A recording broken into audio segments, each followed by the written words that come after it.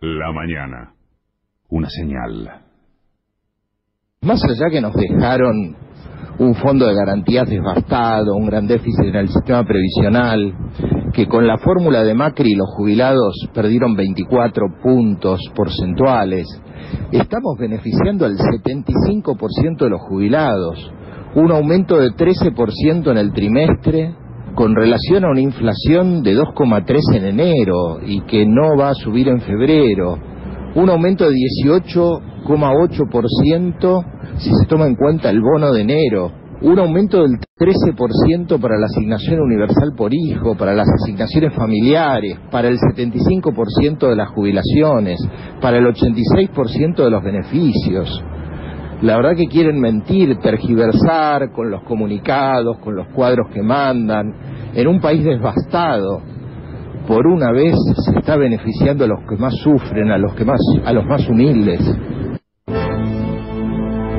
Buen día, amigos. Y no puedo decir buen día a mi admirado Gustavo Campana porque Gustavo o no llegó o empezó a no venir. Estoy aterrado, la verdad. Le digo a mis amigos en la filmación de Facebook e Instagram que realiza Alan Longi, que aquí estoy solo a mi derecha, muy bien acompañado a mi izquierda por la García, por Cintia.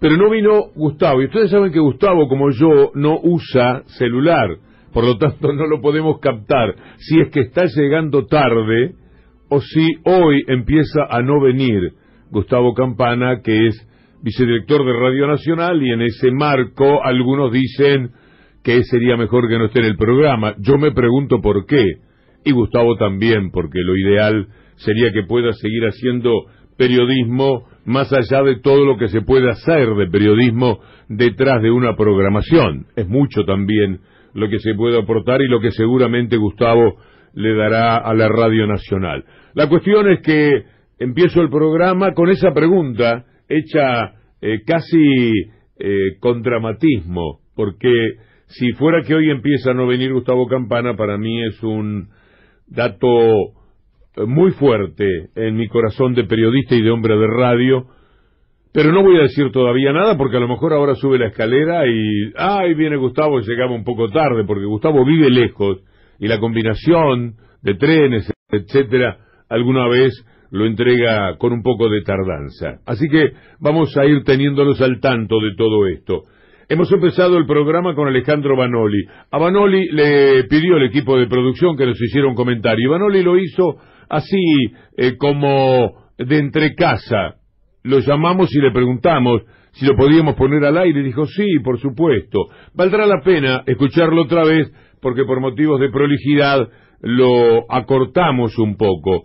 Y hay mucho para decir, porque además Vanoli envió una especie de documento sobre la decisión que tomó el gobierno, y esto se suma a lo que dijo Alberto Fernández en un tuit, a lo que dijo Hernán Letcher, hombre del CEPA, en una aclaración necesaria, a algunos tuits muy interesantes del colega experto en comunicación digital Edgardo Rovira. Es muy importante, y hoy abre la inscripción a la moratoria 2020 para pymes, monotributistas, trabajadores autónomos, es decir, no solamente las pymes, tienen que estar atentos de la nota que vamos a realizar, porque es el puntapié inicial, lo que vamos a conversar con Virginia García sobre lo mucho que al respecto puede hacerse. Con relación al aumento que se ha dado por parte del gobierno, yo tengo un principio que por supuesto puede ser discutido desde muchos ámbitos. El mío es igualador. Siempre he pensado, y me ha tocado aceptar, que alguna vez una radio me diga, mirá, si arreglamos así con vos, no queda nada para el resto de la gente. Muchas veces me hicieron ese comentario, y muchas veces caí, hasta que me di cuenta que nunca arreglaban nada, con la promesa de que si yo tenía un contrato un poco más adecuado, eso iba a ir a parar a la gente. Eso no sucede. Por lo tanto, lo que sí entendía era que estaba bien, que mi porcentaje de sueldo privilegiado fuera menor, mucho menor a veces, al porcentaje de los que ganan 15 o 20 mil pesos. Sucede en todos los ámbitos. Hay que igualar. Lo de las tres clases sociales ya es un cuento. No existe la clase media como tal. Existen varias capas en la clase media. Yo no sé si es André Gortz el que he leído haciendo un análisis de que la sociedad está dividida en capas como las de la cebolla. Son muchas capas. No hay una clase media, una clase alta y una clase baja. No es así. Que esas capas cada día se separen más es muy penoso. Acercarlas un poco, empezar por los de abajo, a mí me parece que está bien. Habrá desconformes como en todos los órdenes. Siempre que hay una medida de gobierno, esto tiene que ver con un tironeo de intereses y decir a dónde apunto, por cuáles me inclino. Por todos no puedo. Por los de más abajo sí. Primero los de más abajo. Yo tengo una imagen de mi pueblo, de la Vuelta Ciclista del Uruguay. Pasaban por Cardona a eso de las 10 de la mañana, la etapa arrancaba en Mercedes, ustedes conocen los que van al Uruguay o en Fraiventos. Cuando llegaban a mi pueblo ya venían con 120 kilómetros hechos y ya estaban los que se habían tenido que bajar de la bicicleta, se habían acalambrado, había ciclistas que salían solos con su alma, que no tenían ni para comer en muchos casos y que lo hacían por un intenso amor al deporte. El ciclismo es un deporte extraordinario. Nosotros nos íbamos a la orilla del pueblo y pasaba el puntero, el Maya Oro, le decían, y las radios que iban adelante transmitiendo la carrera, y las motos de los equipos más importantes, y pasaba el pelotón que se había escapado, 4 o 5, y a uno le gustaba muchísimo verlos, y después venía el pelotón principal, que era una cosa arrolladora, cuando uno lo veía a lo lejos, pedaleando todos al mismo tiempo. Es una coreografía que se inscribió para siempre en mi corazón. Y la gente al costado del camino, tirándoles agua, alcanzándole una manzana, participando de alguna manera de eso tan colorido, porque son muy coloridas las camisetas del ciclismo. Y de repente la gente empezaba a dispersarse, pero seguía pasando algún ciclista que venía ya con 20 minutos de retraso, y 25 también. Y yo me quedaba en el costado del pueblo esperando, me emociona pensarlo, el camión de los rezagados. El camión de los rezagados era un camión que venía ya con muchos años de uso, en el que iban levantando a los ciclistas que se quedaban en el camino. Siempre alguno tenía que bajarse de la bicicleta, pinchaba y no tenía ni rueda para cambiar, o no tenía motociclista que lo ayudara, o ya no podía seguir, o no podía con su alma. La cuestión es que se bajaba de la bicicleta y empezaba a caminar por la ruta, que era lo que él sabía, que en algún momento iba a aparecer el camión de los rezagados, y que no lo iban a dejar de a pie para siempre, empujando su bicicleta, vaya a saber hasta qué pueblo. Yo me iba recién cuando pasaba el camión de los rezagados, porque me parecía bien que a los que más habían padecido esa lucha notable de los ciclistas, los ayudaran, que les permitieran por lo menos llegar hasta el pueblo más cercano. Y yo creo que de eso se trata la vida. Hay quienes están más rezagados. Hay en la sociedad, en todas las sociedades del capitalismo, quienes se quedan muy lejos de cualquier privilegio. Son los que se quedan abajo de la bicicleta, ya ni siquiera pedalean. Tengo amigos de la jubilación de la mínima. Anoche estuve viendo a uno que está enfermo, que nos vemos siempre, Mario, para quienes conocen mi vida, y nos sentamos en la vereda a tomar el aire, ahí en una zona cercana a la avenida Garay, y charlábamos, y la verdad es que estos han sido los mejores meses de mi amigo. Desde diciembre para acá, entre el bono de 5.000 y el otro bono, y las 3 cuotas que no pagó, y este aumento, para él las cosas son altamente significantes. Y tiene un hermano que vive a 20 metros, que con 2 jubilaciones gana bastante más que eso. Y a mí me parece que no lo perjudica tanto, como, no sé, no hablé con él, yo solo hablé con mi amigo de la mínima, que estaba feliz, que estaba agradecido, y entonces me pregunté cuántos son la mínima, cuántos hay, y son millones. Son los rezagados, son los que hay que ir a buscar primero que nada. son los que hay que ayudarlos a que se levanten. Ni siquiera que se suban a la bicicleta, ni siquiera que se suban a la lona. Que se levanten y puedan andar, puedan caminar, puedan hacer un recorrido un poco más decoroso y un poco más digno. En esto pensaba cuando la medida que tomó el gobierno generó inmediatamente algunas rispideces, algunas discusiones, y por eso le llamamos a Vanoli, para poder evaluar, y lo vamos a hacer con la García, con Cintia, ahora mismo, algunas de las cosas que nos parecen significativas para entender esta medida que ha tomado el gobierno. Buen día, Cintia. Buen día, Víctor Hugo, buen día, compañeros. 25 grados en la ciudad de Buenos Aires. Me pongo el traje de Gustavo Campana porque vos no lo viste, pero un colibrí se acercó a saludar por la ventana recién, como buscando a ver si estaba ahí sentado Gustavo. Pronóstico de lluvia para la tarde y la noche, esa es la temperatura. Preguntabas, Víctor Hugo, ¿cuántos millones reciben este beneficio, este aumento del 13%? Te lo digo, 4.389.252 personas van a recibir y van a ganar con los saberes, con el decreto de necesidad de urgencia y que perdían con la ley de movilidad jubilatoria. Hay que decir un par de cuestiones. Hablabas de los argumentos de Vanoli. Primero, si se tienen en cuenta las jubilaciones del régimen general, las pensiones, las asignaciones familiares, llegamos a ese 86,8% del que hablaba Vanoli. De estas prestaciones tendrán un aumento por encima del que hubiese otorgado la ley de movilidad suspendida. A ver, acá hay un tema, ¿no?, que es el comunicado de Cambiemos. El comunicado de Cambiemos, que es lapidario, que es crítico, que habla de la plata de los jubilados, que dice que un 50% de los jubilados pierden en este aumento de marzo.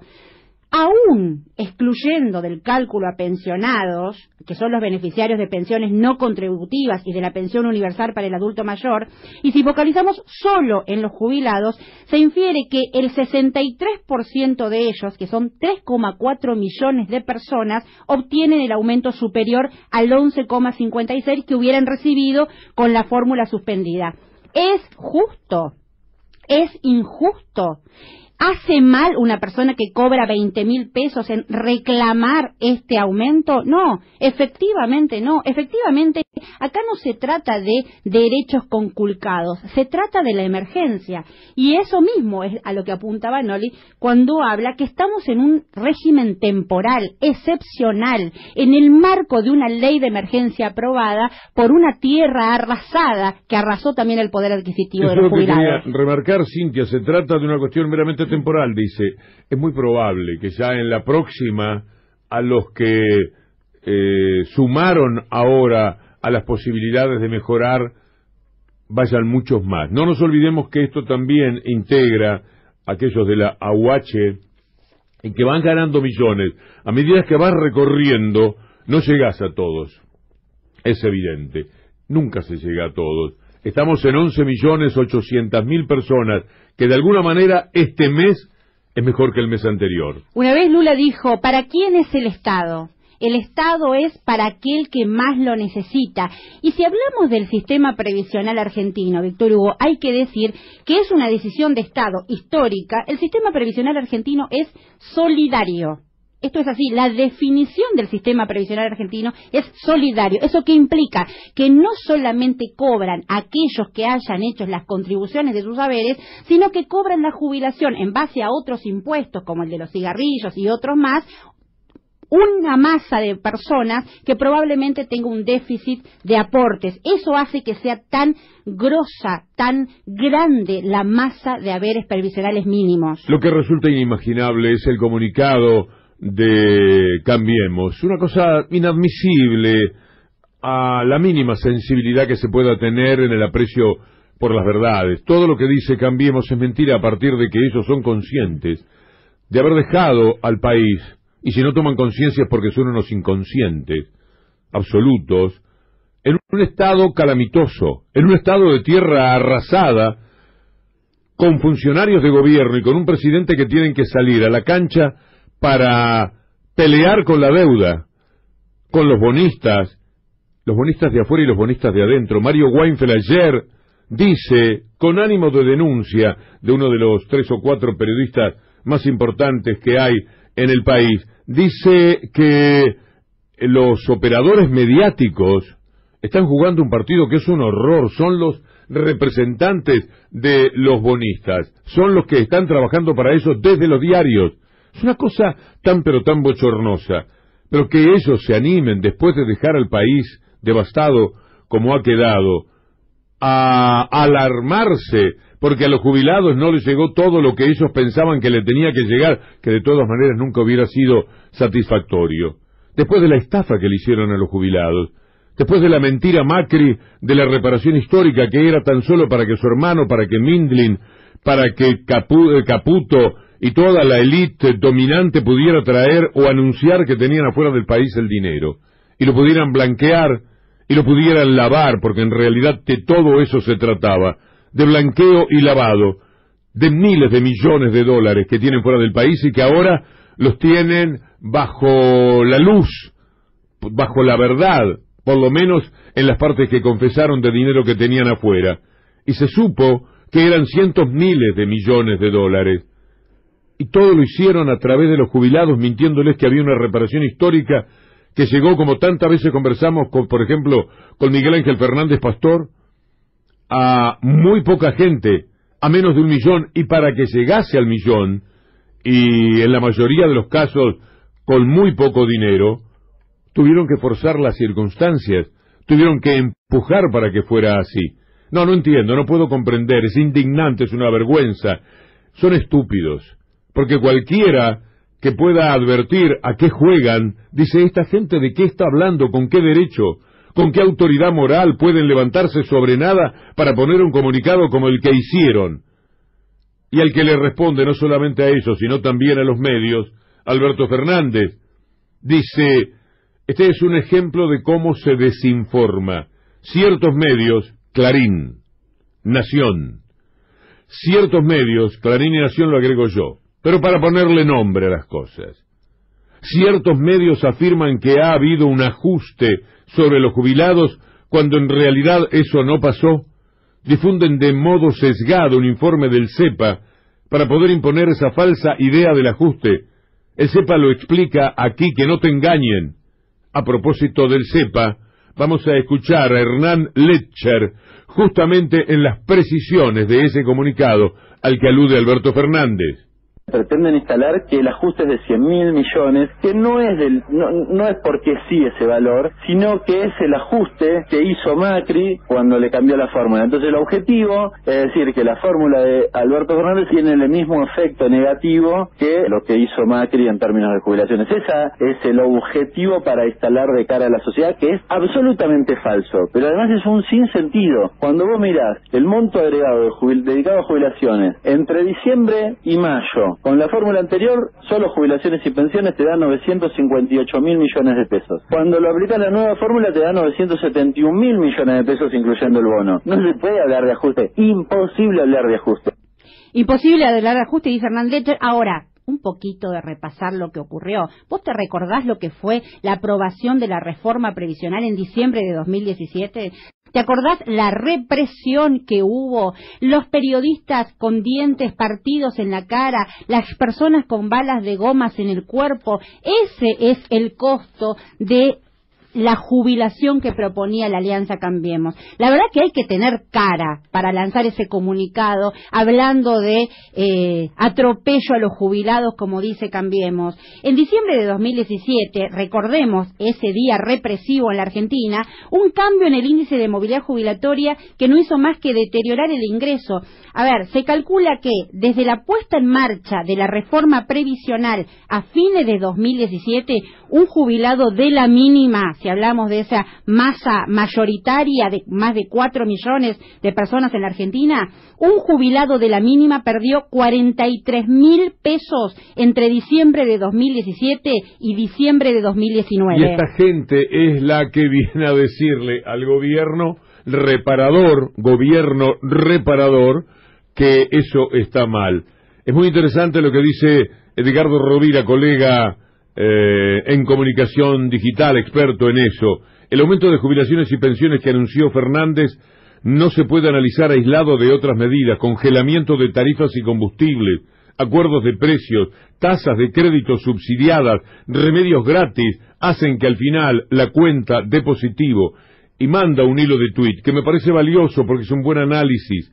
Veamos todo el cuadro. Si Alberto Fernández ajustó parte de las jubilaciones y pensiones, sí, pero no lo hizo con los que menos ganan y más necesitan, que es la gran mayoría. El ajuste por 5.485 millones al mes afectará al 30% de los jubilados. No hay plata y el responsable es Macri. Es Macri. Los jubilados y pensionados que no se ven afectados por ese ajuste representan 4.389.000. Ellos recibirán un 13% de recomposición y perjudica a 2.467.000. De esos, el ajuste es marginal para un número grande, por ejemplo, 861.000 de jubilados y pensionados que pierden 89 pesos con 90. Importante, de esos casi 900.000 jubilados y pensionados que dejan de ganar 89.9 por mes, si viven en Buenos Aires, se ahorran por congelamiento de tarifas de luz como mínimo 250 pesos. Recordemos que Vidal había anunciado un aumento del 25% que Kicillof suspendió y Alberto Fernández hizo lo mismo. El congelamiento de tarifa tiene un impacto positivo en la inflación. Lo que quiero decir, evita más presión para los precios y menos gastos para los jubilados en sus hogares. Eso hay que tenerlo en cuenta. Lo mismo, se congeló precios de combustibles y tarifa de transporte. Debemos tener en cuenta que durante el gobierno de Mauricio Macri, el poder adquisitivo de todas las jubilaciones y pensiones cayeron más del 20%. Las críticas que hacen hoy los macristas y radicales es por demás cínica e hipócrita. Otra cosa importante, dice Rovira, tenemos que tener en cuenta que aquellos que no se ven beneficiados por la nueva fórmula de aumento, se ven beneficiados por la posibilidad de contar con remedios gratis. La inversión por el Estado es de 30.000 millones de pesos y alcanza a 5 millones de afiliados al PAMI. Macri en 2017 eliminó los remedios gratis a los jubilados que no cobraban la mínima. Según datos de SAF-IB, un jubilado gana el 40% de una jubilación mínima, 5.600 por mes, gasta para comprar remedios. Por lo tanto, los 170 remedios gratis representan un ahorro muy significativo.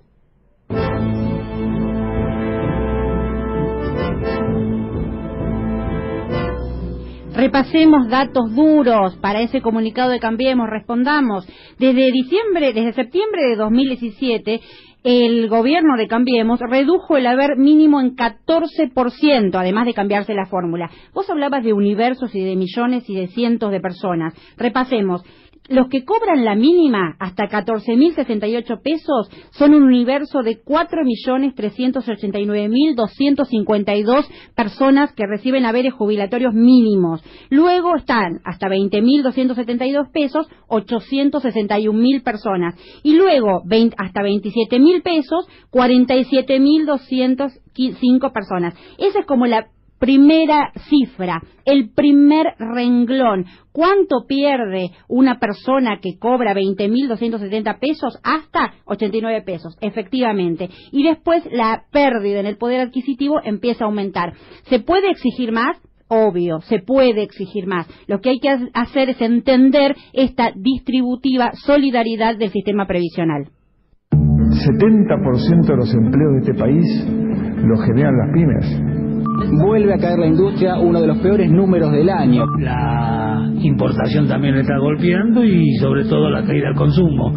En general podemos decir que se han cumplido los objetivos. En línea con lo que todos queremos, que estos lugares sigan siendo una parte central, una parte extendida de nuestras familias, porque claramente cuando estos clubes existen y tienen este calor de los socios, de los miembros, es como una parte más de nuestra familia que queremos, como decía la gobernadora, acompañar. Difícil es la situación que atraviesan hoy en día los clubes de barrio. Sabemos todo lo que hacen en cuanto a actividad deportiva, pero también la importantísima acción social que llevan adelante. y la verdad con mucha bronca, la verdad es una vergüenza el anuncio. Nosotros pensábamos que iba a volver las tarifas retroactivas ante el aumento, porque le estamos explicando que no podemos pagar los servicios. En general podemos decir que se han cumplido los objetivos. Para los monotributistas que se pasen del tope de facturación, van a poder seguir pagando lo mismo. Y además, por supuesto, como ya venimos haciendo, vamos a hacerle la vida más fácil, con menos trámites y con pagos unificados. Debemos meses de monotributo. El ingreso bruto que yo pago es igual al monotributo. O sea, con toda la deuda que yo tengo de monotributo y de ingresos brutos, esto no es nada. La situación concretamente es esta, que somos trabajadores pobres, de los que nadie habla, en una situación donde hay una ley de emergencia. Hay 3 categorías, las 3 primeras categorías del monotributo que quedan bajo la línea de pobreza.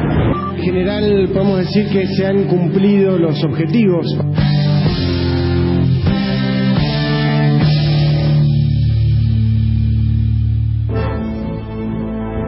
Tanto los frentes que hay que atender, y está la devastación que ha dejado este gobierno. Yo no sé cómo se animan a tener cara para presentarse a través de los medios. Sí, entiendo finalmente. Estoy hablando conmigo mismo. Entiendo porque son los medios afines, los medios que ayudaron a toda esta devastación que ha sufrido la República Argentina.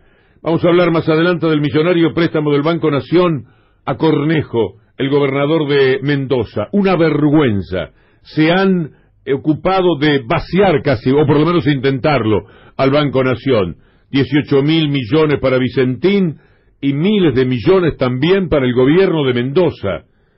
Por eso de vez en cuando presionamos. Está Virginia García en línea, me da mucho gusto saludarla. Virginia, ¿cómo le va?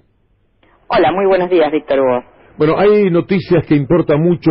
Yo le invito a que usted elija el camino que sea más comprensivo para la gente sobre cada uno de los anuncios. Bueno, muy buenos días a toda la audiencia. Lo importante aquí es plantear el marco en el cual se desarrolla lo que hoy comenzó para poder regularizar sus deudas, para poder sacar del agua financiero a todas las micro, pequeñas y medianas empresas. Esto surge, como ustedes bien saben, en el mes de diciembre, a iniciativa del Gobierno Nacional, que envió un proyecto de ley de solidaridad y de reactivación productiva que fue ampliamente debatido en el Congreso y finalmente se sancionara en el mes de diciembre. Y hoy esto es el marco que nos posibilita desde la Administración Federal de Ingresos Públicos, con todo el equipo de trabajo que conduce la licenciada Mercedes Marco del Pont, para que finalmente hoy podamos decir que hoy, 17 de febrero, están dadas las condiciones informáticas y todas las condiciones en las más de 70 dependencias en todo el país para que todos nuestros contribuyentes puedan acercarse a consultar de qué se trata esto del ingreso a la moratoria, que hoy tuvo una amplia cobertura mediática. Lo importante es saber que este es un paso más en este sendero que marcaron desde el Gobierno Nacional y que explicaron muy bien tanto el Ministro de Desarrollo Productivo como la Administradora Federal. Y lo cierto es que el objetivo es, como les decía, sacar del agua financiero a todas las pequeñas y medianas empresas. Se podrán regularizar todas aquellas deudas hasta el 30 de noviembre y lo importante es que a partir de hoy hasta el 30 de abril es el plazo con el que van a contar todas aquellas micro, pequeñas y medianas empresas para poder ingresar a regularizar sus deudas, lo que hoy nosotros estamos dando a conocer como la moratoria. Hasta el 30 de abril tienen tiempo para ir a decir, bueno, ¿cuál es mi situación? Hacer su planteo. Exactamente. Hasta el 30 de noviembre tienen tiempo para pagar eso que acuerden en abril. En realidad, se van a poder incluir hasta el 30 de abril todas aquellas deudas que sean exigibles y vencidas al 30 de noviembre del año 2019. ¿Y cuánto tiempo van a tener para pagar después? Esta es una de las características principales que plantea esta moratoria, que como decimos tiene ese basamento legislativo que se discutió en el Congreso, que es una diferencia con algunos planes de facilidades de pago que se han brindado en el pasado, que es justamente la posibilidad que tienen los contribuyentes de empezar a pagar recién en el mes de julio, es decir, recién el 16 de julio vencería la primera cuota de este plan de facilidades de pagos que hoy la Administración Federal les está brindando para poder empezar a ordenar sus cuentas. ¿Cómo, perdón? ¿El plazo cuál es? El plazo es a partir del 16 de julio y depende, ahí vamos a entrar en la diferenciación o la caracterización que tiene que ver con el tipo de deuda que se quiera regularizar, el tipo de empresa, si es micro, pequeña, mediana, y en función de esas características va a tener 10 años, es decir, 120 cuotas o bien 60 cuotas en el caso de que se trate de deudas que tengan que ver con seguridad social. Y esto también es muy importante porque les estamos dando la posibilidad de regularizar esas deudas en 60 cuotas o en 120 cuotas. Virginia, sí. No tengo ningún apuro, usted habla muy rápido. Perdón. Y quiero intercalar alguna pregunta. ¿Quiénes pueden adherirse? Bueno, esto es muy importante. Pueden adherirse todos aquellos contribuyentes, monotributistas, autónomos y todos aquellos que estén registrados como micro, pequeñas y medianas empresas. ¿Dónde está esta caracterización de micro, pequeñas y medianas empresas? Hay una resolución de la Secretaría de Desarrollo Productivo que establece justamente en función de los topes de ventas anuales, la cantidad de empleados y las actividades, en qué tramo de esa caracterización se encuentran. Es decir, todos aquellos contribuyentes que estén inscritos como monotributistas, que estén registrados como micro, pequeñas y medianas empresas, como así también, y esto es muy importante, las entidades sin fines de lucro podrán acceder a este beneficio. Es un reenganche general, es decir, van a quedar muy pocos afuera. Sí. De que sea reconsiderada su situación para que se pongan otra vez en marcha. Exactamente. ¿Cuánta es la deuda que han acumulado? Se estima que hay una deuda estimada de 400.000 millones de pesos. ¿Cómo? 400.000 millones de pesos. ¿Y eso por qué? Y la realidad es que, digamos, todos bien saben que la actividad económica y sobre todo la actividad productiva ha sido una de las más afectadas durante los últimos 4 años. Entonces, el objetivo es darles la posibilidad a todos nuestros contribuyentes que se ordenen, que puedan ordenar sus marcos de financiamiento para poder empezar a crecer. De hecho, es una de las características y es una de las opiniones generales que nosotros estamos planteando. De alguna manera nosotros, desde la Administración Federal de Ingresos Públicos, a iniciativa del Gobierno Nacional, lo que le estamos brindando a nuestros contribuyentes no es ni más ni menos que lo que les solicitamos a nuestros acreedores externos, la posibilidad de ordenar sus cuentas para poder empezar a crecer, para que finalmente, como dice el presidente, podamos de una vez por todas poner a la Argentina de pie. Es muy interesante eso, de compararlo con lo que ustedes tienen que negociar justamente con aquellos que son acreedores. Ustedes son, desde el Estado en este momento, acreedores de millones de personas y están tomando una decisión que les permite a ellos poder pagar, porque si los matan, si no les dan 10 años a esas pymes, directamente no van a existir. En cambio, si las ayudan, van a ser clientes que paguen durante 2 años y clientes que aporten al movimiento económico general del país. Absolutamente, y la realidad es que estamos comprendiendo un universo de más de 730.000 contribuyentes, y lo cierto es que es procedente para que, digamos, que sepamos y que la audiencia conozca, cuando hablamos de contribuyentes o cuando hablamos de entidades sin fines de lucro, a quiénes nos estamos refiriendo. Nos estamos refiriendo a los clubes de barrio que han sido fuertemente afectados estos 4 años, no solamente por la situación económico-financiera, sino también por el aumento exorbitante de las tarifas. Nos estamos refiriendo a asociaciones, fundaciones, cooperativas, a consorcios, es decir, es un universo muy amplio porque el objetivo del Gobierno Nacional es justamente que puedan ordenar sus cuentas para que puedan volver a crecer y para que podamos reactivar la actividad económica en un sector que, como decíamos antes, ha sido fuertemente castigado. A partir de hoy, 17 de febrero, hasta el 30 de abril, les damos todo este plazo para que puedan consultar, para que puedan adherir, para que puedan, como les decimos nosotros, consolidar sus planes para consolidar sus deudas y eso significa acceder a un montón de beneficios. ¿Cuál es la única condición que nosotros hoy les estamos pidiendo para quienes quieran acceder a este plan de facilidades de pago, a esta moratoria? que cuenten con el certificado MIPYME vigente. Es algo muy sencillo, es algo que lo hacen directamente desde la página de AFIP y lo valida la Secretaría de Desarrollo Productivo. Y la verdad que solamente teniendo ese certificado que no modifica en absoluto la condición de inscripción frente a la AFIP, simplemente es un registro para que pueda tener ese certificado vigente y a partir de ese momento pueda acceder a una serie de beneficios. Virginia, ha sido un gusto. Muchas gracias. Muchas gracias a ustedes y que tengan una linda jornada. Virginia García, quien está al frente de la Dirección General Impositiva en la Administración Federal de Ingresos Públicos, en algo que me parece fortalece las posibilidades de quienes quieran otra vez empezar a pedalear, ya que en el comienzo, en la mañana, estábamos utilizando la metáfora de los ciclistas.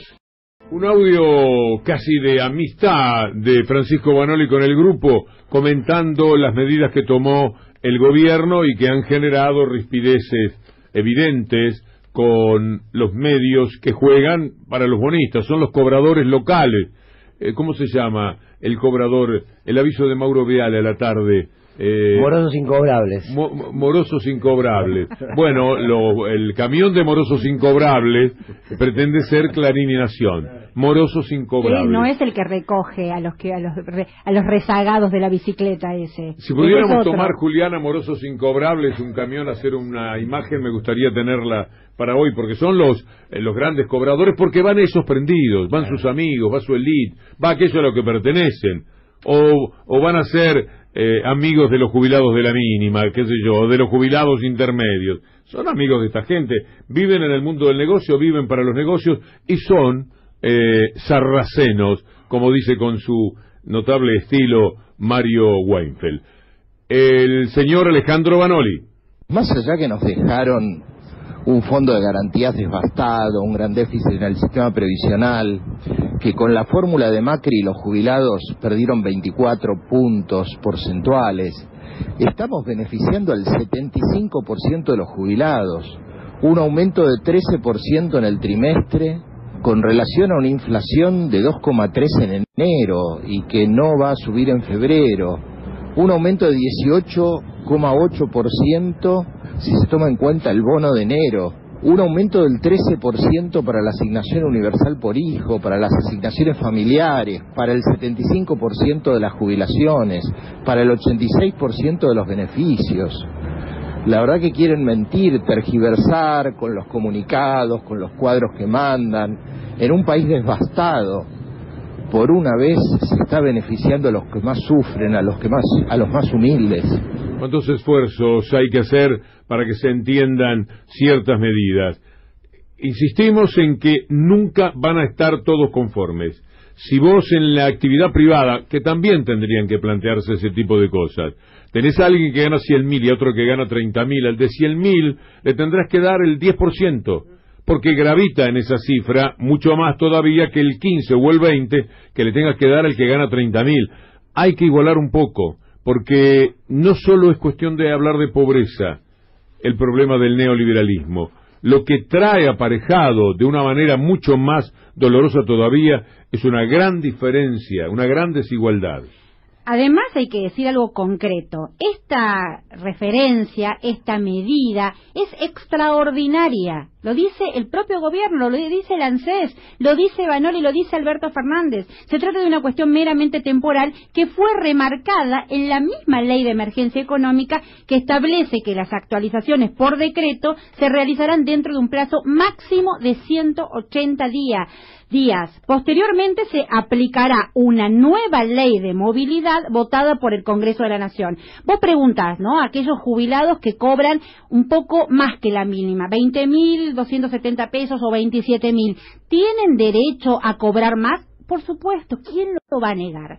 ¿Quién va a negar que una persona que cobra 20.000 pesos tiene derechos? Ahora, hay que entender cómo funciona el sistema de solidaridad previsional en Argentina y desde qué lugar venimos. Esa represión que mencionábamos de septiembre de 2017 no fue cualquier represión. Fue la represión del macrismo en la Argentina porque estaba en contra de los jubilados. ¿Quiénes perdieron luego? Los jubilados. Se les vio depreciadas sus asignaciones en un 14%. Entonces, ¿de qué estamos hablando? ¿De qué hablan las tapas de los medios cuando quieren instalar el significante negativo con la palabra jubilados? Hay una palabra en política que es central, o para la conducción política, o para la dirigencia política, que es la palabra priorizar. Priorizar es una definición política. No es, bueno, va a haber ¿a quiénes priorizamos? Tiene que ver con una definición ideológica. Y eso entra siempre en disputa. El gobierno de Macri priorizó al mercado, priorizó el endeudamiento para la fuga, priorizó concentrar el capital y los derechos en quienes más tienen para que en todo caso en algún momento reclamen. Los gobiernos populares, ¿qué hacen? Priorizan a los que menos tienen, a los que más han esperado a lo largo de su historia. Es sencillo, es fácil, no debiera extrañar a nadie. Pocas cosas duelen en la vida de la familia, en la cotidianeidad, saliendo de la política, a la madre y al padre, que las diferencias entre sus hijos. Hay veces en que se dan en las familias uno al que le va fantástico y otro al que le va mal. El dolor que provoca ver esa situación. Y lo mismo, el Estado es el padre de la gente. El padre del Estado, el gobierno en este caso, mientras dura su labor, tiene que ocuparse justamente de equilibrar un poco la situación, de ver cómo levantar al que está caído. Y el que está en 14.000 está embromado. Pero 14.000, insisto, tengo no solamente un caso, por supuesto, pero hay uno más patente porque es muy amigo. Y estos meses, estos 2-3 meses han sido los mejores en años. Tuvo alivio por todos lados. Pudo darse un pequeño gusto hacia fin de año. Se adelantó incluso, antes de cobrar el primer bono, con la Nochebuena. Es decir, se dio algún gustito. Le cambió algo la vida. Olfateó que venía una cosa diferente. Y son millones. ¿Cuántos son los que ganan la mínima? Más del 50%. Agregale a esto asignación universal por hijo, remedios, y que la inflación fue mucho más baja de lo que se esperaba, y ahí tenés una gran ventaja. Ponele que te hubieran dado 3% más a los que están algo quejosos. 3% más, si te lo lleva la inflación. Ponele que la inflación hubiera sido 5,5%. Por todos lados estás recibiendo algo en estos meses. Que no lo quieras ver es otra cosa, que no tengas el corazón grande, porque también es un tipo de sociedad lo que hay que tender a construir. Yo no puedo estar del lado del que se queja más. Yo soy un privilegiado, pero no se puede vivir tirando los privilegios de uno sobre la mesa para decir yo soy esto y no me toquen esto, y no me toquen nada, porque si no, no sirve ningún discurso. Si no, no podemos mejorar de ninguna manera a una sociedad, hacerla más vivible. La concentración que hay en el mundo es pavorosa, y la concentración empieza desde abajo, con el jubilado que gana 70.000 que quiere pasar a 85.000, mientras que el otro pasaba de 14 a 15. No, estás estirando demasiado.